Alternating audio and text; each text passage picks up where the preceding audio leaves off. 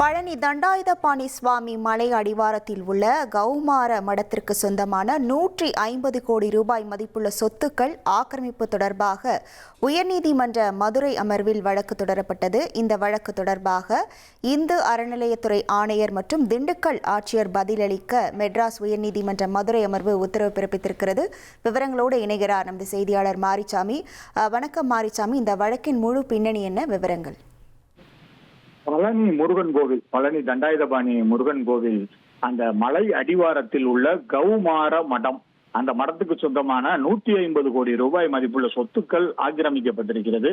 இது தொடர்பான வழக்கு உயர்நீதிமன்ற மதுரை அமர்வில் தொடரப்பட்டிருக்கிறது. வழக்கை தொடர்ந்திருப்பவர் திண்டுக்கல் மாவட்டம் பூலாம்பட்டியைச் சேர்ந்த பாரதிய ஜனதா கட்சியின் மாநில செயற்குழு உறுப்பினர் கருப்பசாமி என்பவர் இந்த வழக்கை தொடர்ந்திருக்கிறார்.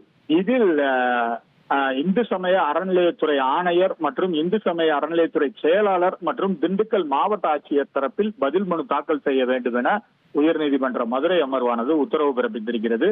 அதுபோக மனுதாரர் தரப்பில் ஒரு வாதத்தை முன்வைத்திருக்கிறார்கள். திண்டுக்கல் மேற்கு மாவட்ட பாரதிய ஜனதா கட்சியின் முன்னாள் தலைவர் கனகராஜ் மனைவி கலாமணி அரசியல் அதிகாரத்தை பயன்படுத்தி இந்த ஆக்கிரமிப்பை செய்துள்ளார் என மனுதாரர் தரப்பில் அந்த வாதத்தை வைத்துள்ளார்கள்.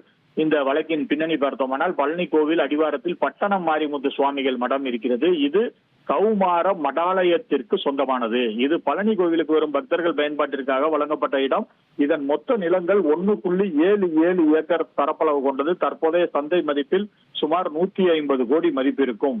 இந்த சொத்துக்கள் மடத்திற்கு காரணமாக கொடுத்ததின் நோக்கம் கோவிலுக்கு வரும் பக்தர்கள் இளைப்பாற வேண்டும், வாகனங்களை நிறுத்திக் கொள்ள வேண்டும், உணவு உட்கொள்வதற்கு பயன்படுத்திக் கொள்ள வேண்டும் ஆகிய பயன்பாடுகளுக்கு கொடுக்கப்பட்டது. ஆனால் இந்நிலையில் இந்த சொத்துக்களை உடுமலை பகுதியைச் சேர்ந்த அம்பிகா, இவர் திண்டுக்கல்லை சேர்ந்த பாரதிய ஜனதா கட்சி பிரமுகர் கனகராஜின் மனைவி கலாமணி உள்ளிட்டோர் ஆக்கிரமிப்பு செய்கிறார்கள் என கூறியிருக்கிறார். அதுல வணிக வளாகங்கள், வாடகை வாகன நிறுத்த இடம்லாம் நடத்திட்டு வர்றாங்க அப்படின்னு சொல்றாங்க. இது இந்த மடத்துக்கு சொந்தமான சொத்தை 99 வருட குத்தகைக்கு ஒப்பந்தம் போட்டுள்ளதாகவும் சொல்றாங்க. இதெல்லாம் மீட்டு, இந்த சொத்தை மீட்டு பழனி கோவிலுக்கு வரும் பக்தர்கள் பயன்பாட்டிற்கு கொண்டு வரணும்னு மனுல கூறியிருந்தாங்க.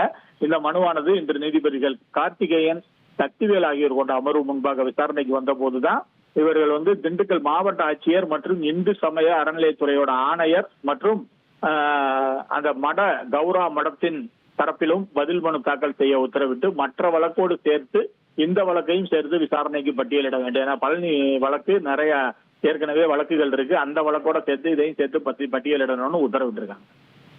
விவரங்களுக்கு நன்றி மாரிசாமி. இனி செல்லும் இடமெல்லாம் செய்தி. தந்தை டிவியின் வாட்ஸ்அப் சேனலை ஃபாலோ பண்ணினா செல்ல இருக்கும் இடமெல்லாம் செய்தி.